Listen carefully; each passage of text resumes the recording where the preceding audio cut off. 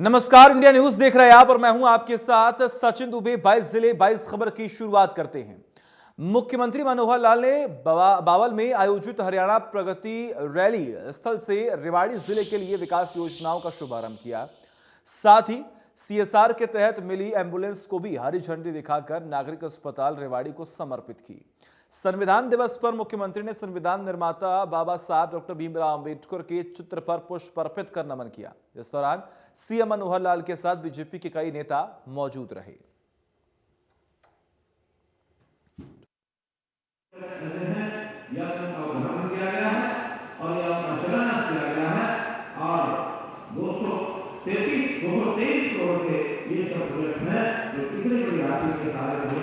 इसके लिए भी मैं आपको बहुत बहुत शुभकामनाएं देता हूं। हम लोगों ने 2014 में हमारी आपको ध्यान होगा, पिछली सरकारों की तरह नहीं, हमें घोषणा दी थी और वो घोषणा थी कि सबका समान विकास होगा। हरियाणा एक निगाह लेकर आएंगे और खास करके अगर थोड़ा सा किसी को तरफदारी करनी होगी, अगर किसी को महत्व ज्यादा देना होगा तो जो पिछड़ा क्षेत्र है उसको महत्व ज्यादा देंगे ताकि कैसे उस पिछड़े को दूर कर सकें। और ये दक्षिण हरियाणा माना जाता था कि पिछड़ा है, उन्होंने सबसे ज्यादा काम इस दक्षिण हरियाणा के पिछड़े को समाप्त करने के लिए किया। पहले दिन से 2014 26 अक्टूबर से और आज तक जितनी आवश्यकता यहाँ की बताई गई है उन सबको हमने पूरा किया। और जो यहाँ की मुख्य समस्या वो पानी की समस्या, जैसे पूर्व वक्ताओं ने बताया, हमने पहले से काम करना शुरू किया। चाहे वो ड्रिप इरिगेशन का काम था, चाहे वो हाइड्रो इरिगेशन का काम है, चाहे आप पानी जो है वर्षा के दिनों में उसको ज्यादा भेज करके यहाँ के इलाके के पानी का लेवल कैसे ऊंचा उठाना है, सब काम हमने किए। ये मसानी काम यहाँ से दूर तो नहीं है। मसानी काम के 3 वर्ष से हर भरते हैं, 8 फुट से 10 फुट तक पानी उसमें आता है। और आज आप 3 साल पहले का लेवल जमीन के पानी का और आज का लेवल उठा कर देखने में मुझे लगता है कि 10 फुट से 15 फुट का पानी आता है। गुरुग्राम के सेक्टर 51 में पहुंचे राज्यपाल बंडारू दत्तात्रेय ने कोरोना पर लिखी किताब का विमोचन किया। किताब गुरुग्राम यूनिवर्सिटी के उप कुलपति मार्कंडेय आहूजा ने लिखी। किताब के विमोचन के दौरान राज्यपाल ने कहा कि कोरोना काल में हर व्यक्ति ने अपनी ताकत और एकता के साथ इस बीमारी का सामना किया। सरकार की तरफ से भी तमाम प्रयास किए गए। देश में सबसे ज्यादा वैक्सीनेशन किया गया। किताब के लेखक मार्कंडेय आहूजा ने कहा कि जिस दौरान कोरोना काल में लोग अपने घरों के अंदर थे, उस बीच किस तरह की परिस्थितियां रही होंगी, इन सभी विचारों के साथ इस किताब को लिखा गया।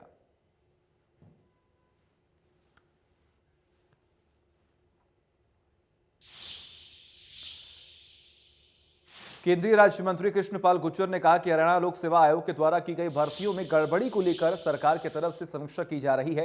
समीक्षा के दौरान जहां भी गड़बड़ी मिलेगी वहां कार्रवाई की जाएगी। भर्तियों में हुई सभी गड़बड़ियों को सरकार उजागर करेगी। सीएम मनोहर लाल की सरकार ने उन गड़बड़ियों को उजागर कर कई लोगों के खिलाफ कानूनी कार्रवाई की गई। पुलिस कार्रवाई जारी है और जो भी इसमें शामिल पाया जाएगा, किसी भी व्यक्ति को सरकार छोड़ेगी नहीं। पूर्व की सरकारों की तरह सीएम मनोहर लाल की सरकार किसी भी आरोपी को बचाने का काम नहीं करेगी।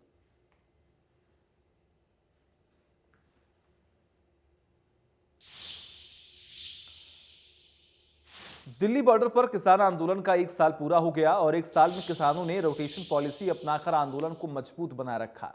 लेकिन कुछ किसान ऐसे भी रहे जो पूरे 1 साल तक दिल्ली बॉर्डर पर डटे रहे।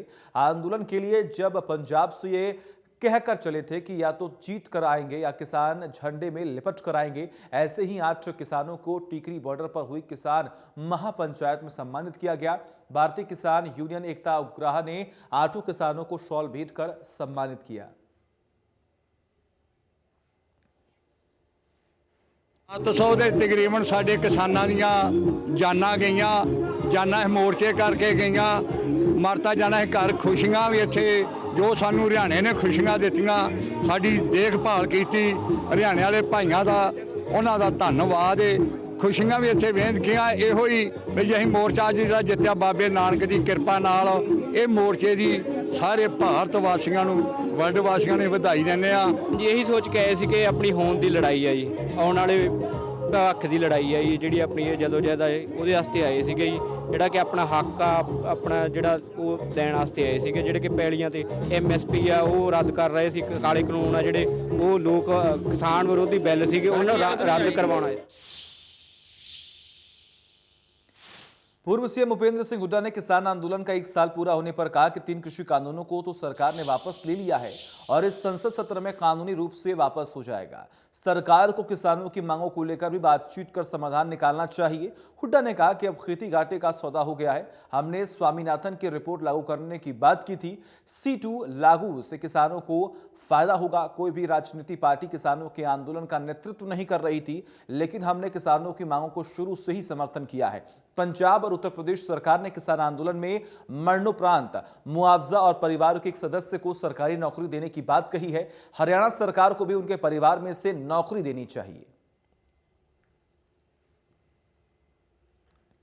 देखिए, वो वापस कानून तो वापस ले लिए। अब पार्लियामेंट का 29 तारीख को जब चलेगा तो उनको वापस ले लेंगे। लेकिन और जो किसानों की समस्याएं हैं, अब और समस्याओं से बात चीज शुरू करनी चाहिए।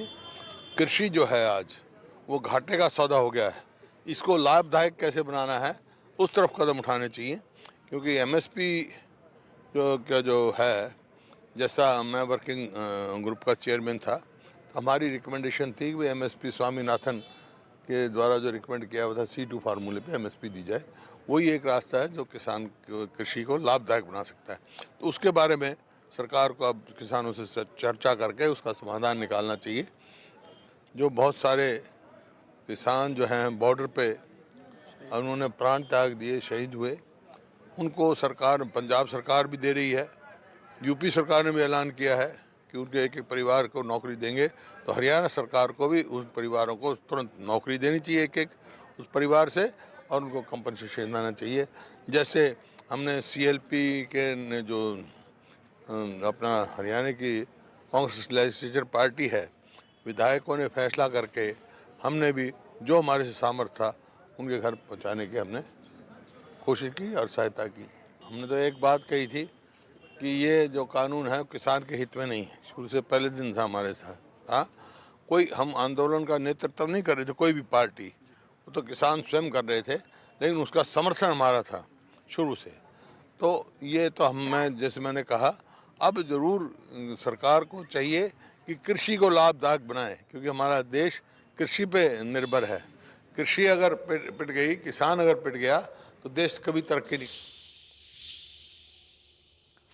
कैथल में आम आदमी पार्टी के कार्यकर्ताओं ने संविधान दिवस पर एक मोटरसाइकिल रैली निकाली। इस रैली का शहर के मुख्य मार्गों से होते हुए कैथल के पिहोवा चौक पर समापन हुआ।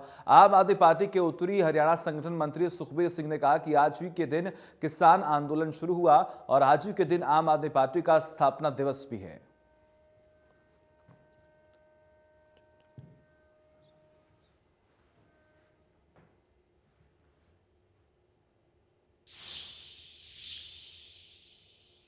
कोविड-19 महामारी अभी तक पूरी तरह से खत्म नहीं हुई है। गोहाना शहर में एक कोरोना का मरीज मिलने से स्वास्थ्य विभाग की चिंता बढ़ गई, जबकि स्वास्थ्य विभाग कोरोना के बचाव के लिए वैक्सीनेशन का काम घर घर तक शुरू कर चुकी, लेकिन लोग अभी भी कोरोना की वैक्सीन नहीं लगा रहे हैं। गोहाना में कोरोना के केस काफी दिनों से नहीं मिलने से स्वास्थ्य विभाग राहत की सांस ले रहा था, मगर नया केस आने से स्वास्थ्य विभाग अलर्ट हो गया है। नया केस से पीड़ित शख्स ने कोरोना के बचने की दोनों डोज भी लगवा ली थी, लेकिन उसके बावजूद भी वह कोरोना से ग्रस्त हो गया। स्वास्थ्य विभाग लोगों को कोरोना वैक्सीन लगवाने के साथ ही साथ कोविड-19 के नियमों की पालना कराने की अपील कर रहा है।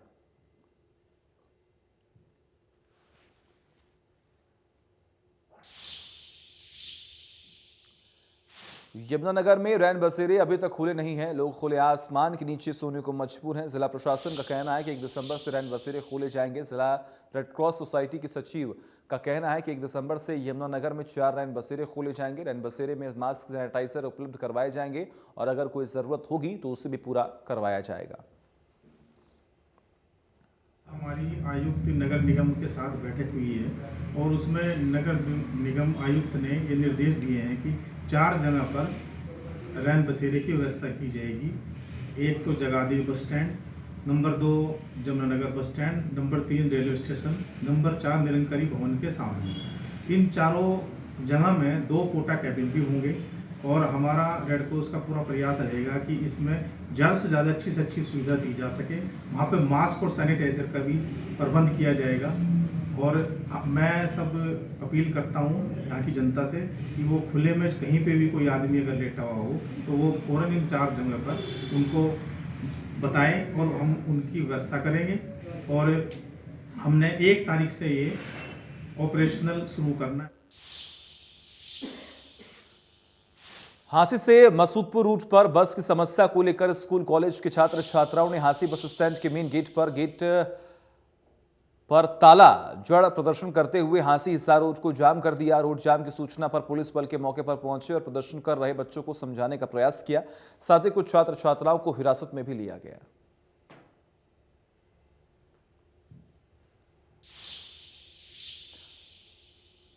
अंबाला प्रशासन और शिक्षा विभाग द्वारा सुपर 100 के माध्यम से आईआईटी और जेईई की प्रवेश परीक्षा पास करने वाले अंबाला के 4 छात्रों को सम्मानित किया गया। कार्यक्रम में उपायुक्त विक्रम सिंह और सुपर 100 मिशन चलाने वाले नवीन मिश्रा मुख्य अतिथि के रूप में शामिल हुए।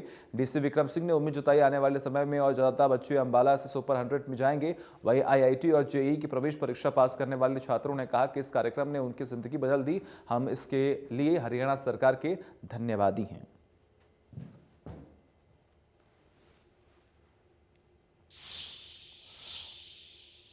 दूध की शुद्धता और गुणवत्ता के बारे में हमेशा लोगों के दिलों में सवाल उठते रहे हैं कि आप जो दूध पी रहे हैं क्या वास्तव में वो पौष्टिक है या कहीं मिलावटी दूध तो नहीं। इन्हीं शंकाओं के समाधान के लिए राष्ट्रीय दूध दिवस पर करनाल के NDRRI में दूध जांच कैंप लगाया गया। कैंप में बड़ी संख्या में लोग दूध के सैंपल्स जांच करवाने के लिए पहुंचे। NDRRI की बनाई गई किट से दूध में मिलावट की मात्रा का पता चलता है। इसके अलावा ये भी पता चलता है कि दूध देसी गाय का है, क्रॉस ब्रीड का है या भैंस का है। जांच से दूध में यूरिया, मल्टोस, एंटीबायोटिक सहित कई तरह की मिलावट का पता चलता है। आज राष्ट्रीय दुग्ध दिवस है और आज NDRI की तरफ से एक दूध जांच का कैंप लगाया गया है। हम आपको बता दें कि ये आज राष्ट्रीय दुग्ध दिवस पर दूध की जो जांच की जाएगी उसको लेकर ये कैंप लगाया गया है। और इस कैंप की खासियत यह है कि अक्सर जो है दूध की गुणवत्ता को लेकर लोगों के मन में कई तरह के सवाल होते हैं या कहें दूध को लेकर अक्सर लोग शिकायत करते हैं कि उनके दूध में मिलावट तो नहीं है। ये कैंप आज यहाँ लगाया गया। देखिए इसमें 5 तरह की जांच जो है दूध की जाएगी, जिसके बाद ये मालूम हो सकेगा कि जो वो दूध ग्रहण कर रहे हैं उसकी शुद्धता का मापदंड क्या है या वो मिलावटी तो नहीं है।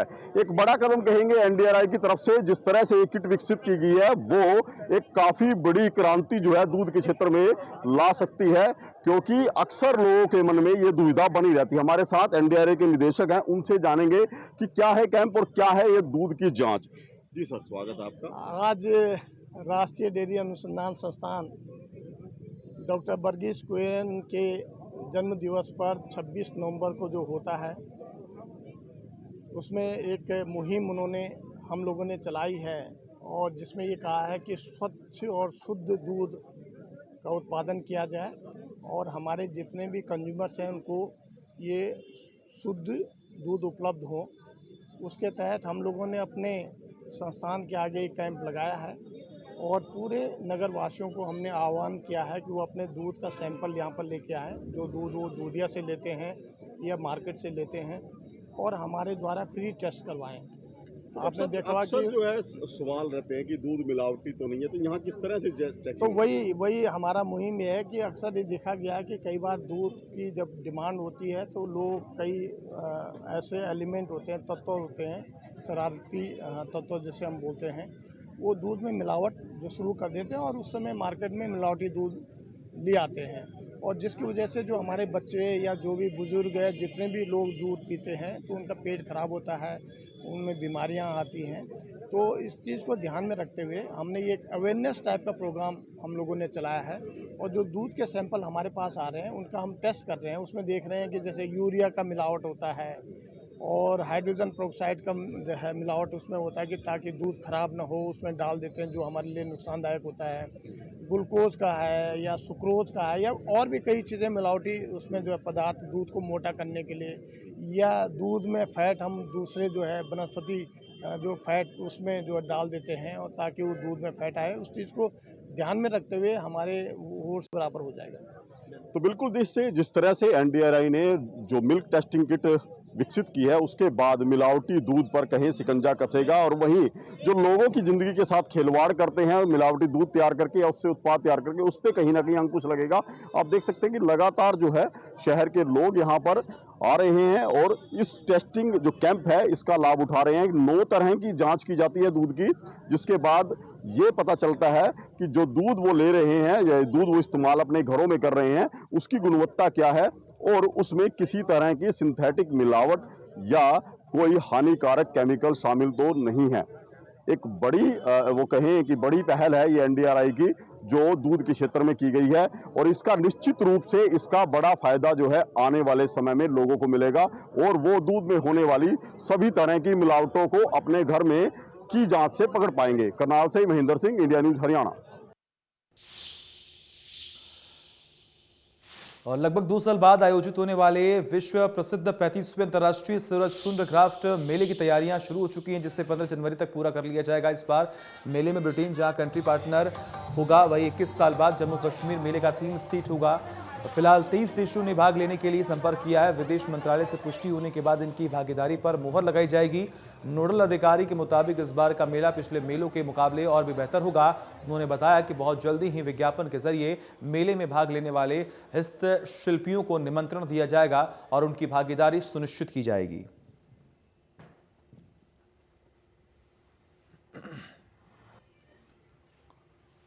देखिए, इसमें देश से और विदेश से पार्टिसिपेशन कॉन्फर्मेशन हमारे पास पहुंचना शुरू हो गया है, और अभी तक 23 देशों की कॉन्फर्मेशन हमारे पास पहुंच चुकी है।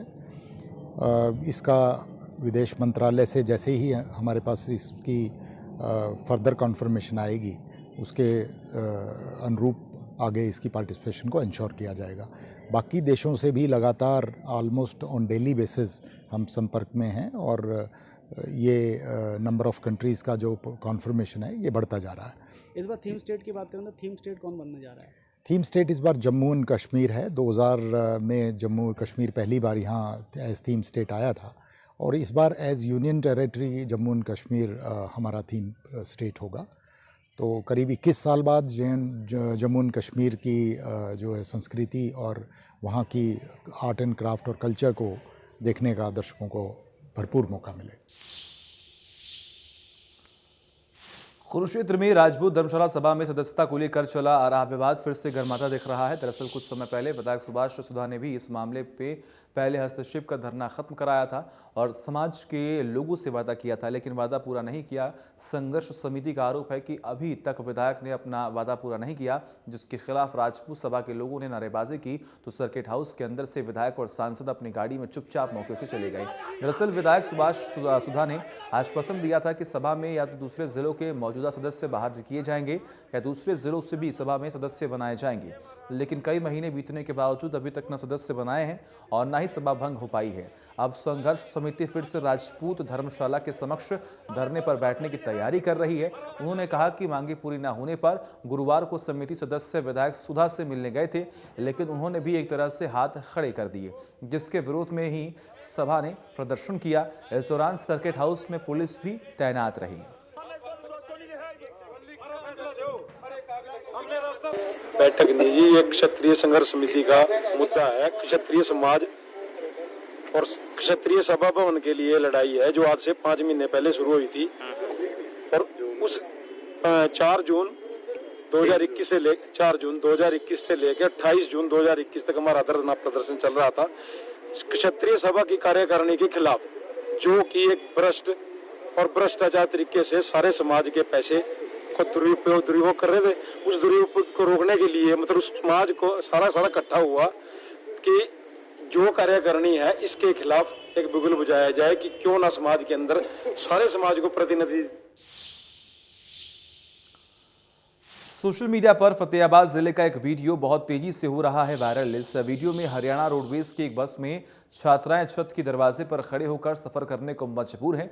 बस पूरी तरह से भरी हुई है और ये छात्राएं अपनी जान जोखिम में डालकर बस की छत पर बैठकर और दरवाजों पर खड़े होकर सफर कर रही हैं। रोडवेज विभाग ने याद मास्टर ईश्वर सिंह का कहना है कि सरकार द्वारा छात्राओं से स्पेशल बस सुविधा चलाई गई है। उन बसों को कोरोना काल के वक्त एम्बुलेंस के रूप में तैयार किया गया था। इसी वजह से छात्राओं को दिक्कतों का सामना करना पड़ रहा है। उन्होंने कहा कि ये एक या तो दिनों में छात्राओं के लिए बसों को वापसी उसी रूप में तैयार किया जाएगा, सड़कों पर उतारा जाएगा और उसके बाद उन्हें किसी प्रकार की कोई दिक्कत नहीं आने दी जाएगी।